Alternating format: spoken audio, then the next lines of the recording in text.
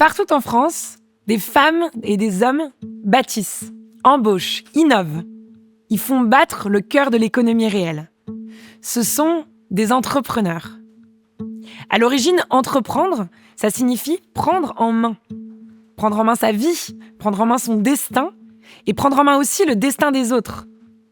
Parce qu'entreprendre, ce n'est jamais seulement pour soi. C'est entreprendre pour sa famille, pour ses employés, pour son territoire. C'est se lever tôt le matin avec une idée, un courage, une envie. L'envie de faire. Aujourd'hui, entreprendre, c'est décider d'agir. C'est créer son propre emploi. C'est fonder son entreprise, quelle qu'en soit la forme, auto-entreprise, SARL, SAS, association, quelle qu'en soit la taille, TPE, PME, ETI.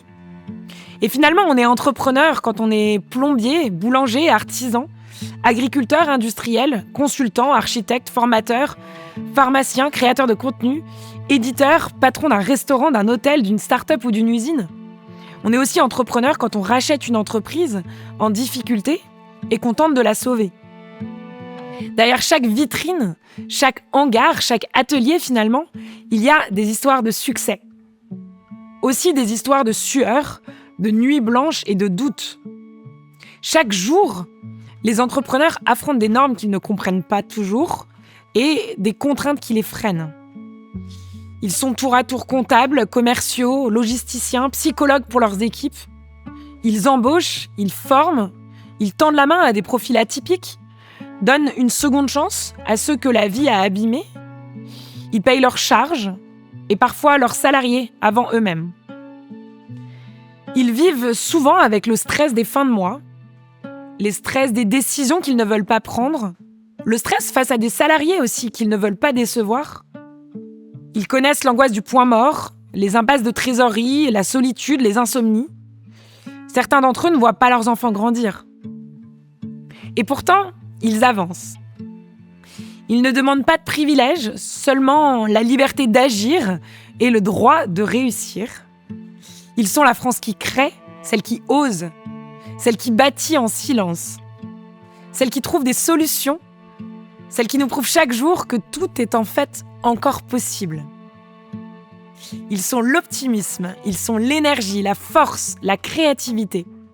Ils sont en fait l'oxygène de l'économie réelle et de la croissance.